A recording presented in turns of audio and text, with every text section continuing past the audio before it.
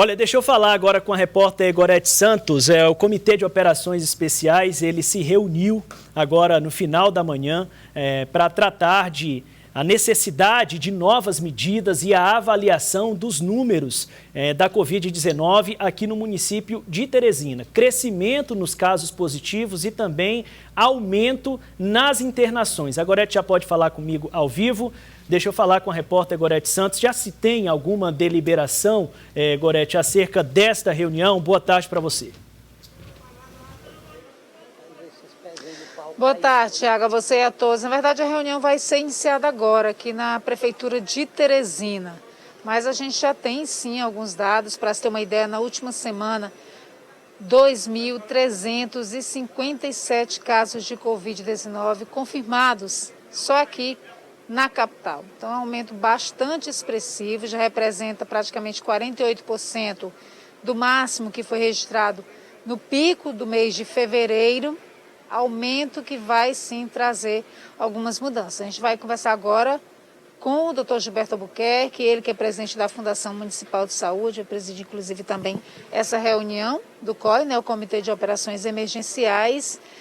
E de início, doutor Gilberto, o que já é previsto em termos de mudança diante desse aumento tão expressivo de casos? Na verdade, uma sequência de aumentos, culminando agora com um percentual bem maior, né? Boa tarde.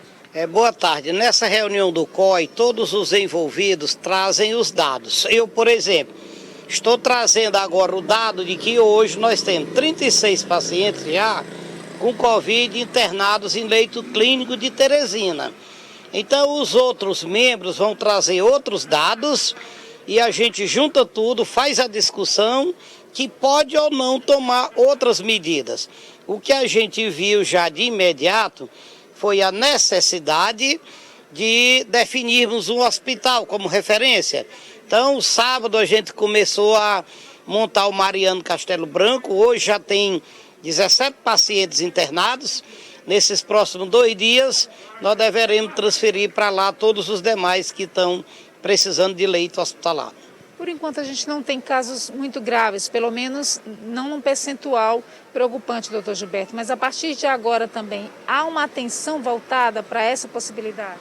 Com certeza. Após a primeira semana do paciente estar internado em leito clínico, a tendência é que alguns compliquem e precisem, por exemplo, desses leitos de UTI.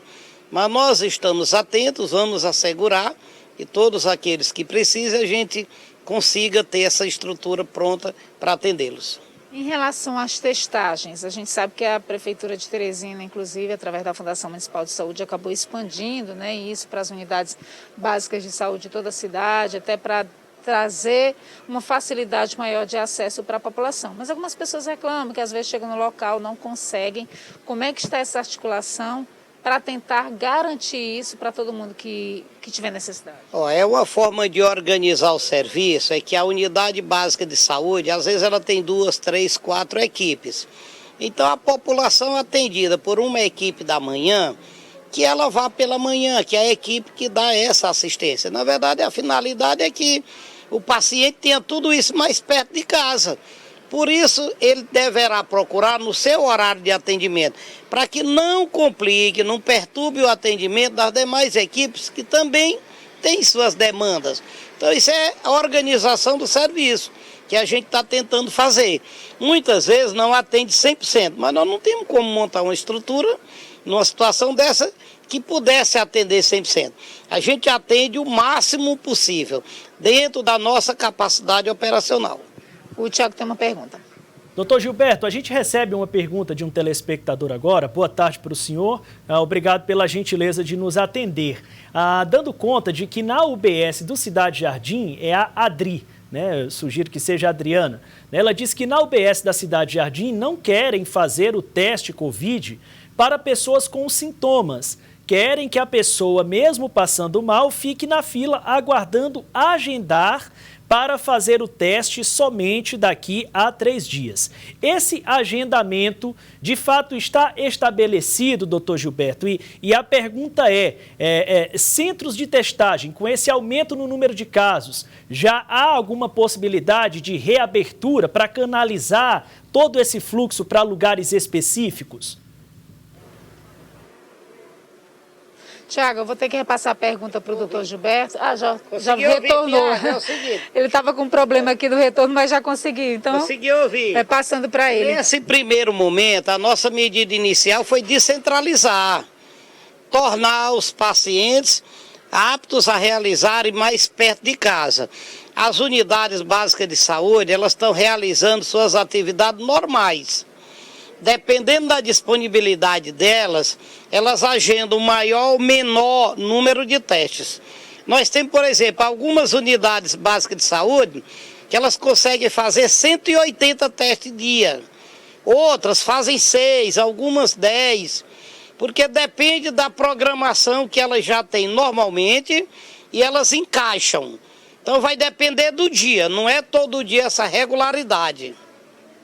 Ele perguntou também se já tem alguma previsão, se vocês já estão planejando, doutor Gilberto, a reabertura dos centros específicos de testagem.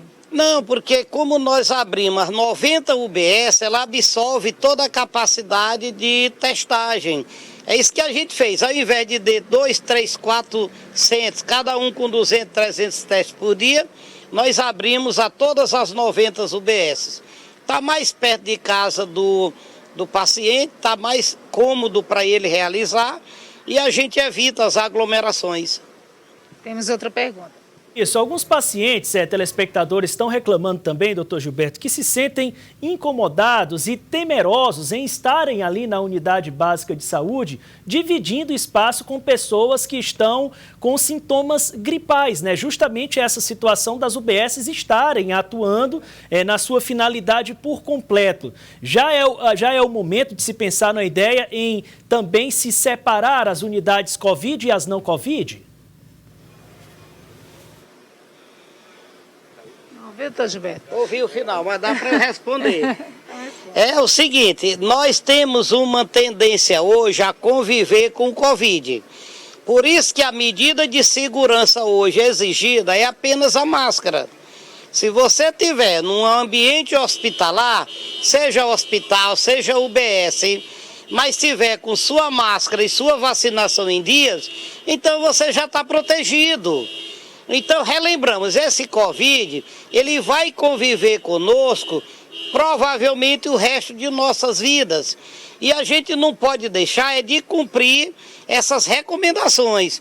Entrou no ambiente de saúde, doente ou não, use sua máscara, que é a proteção exigida no momento.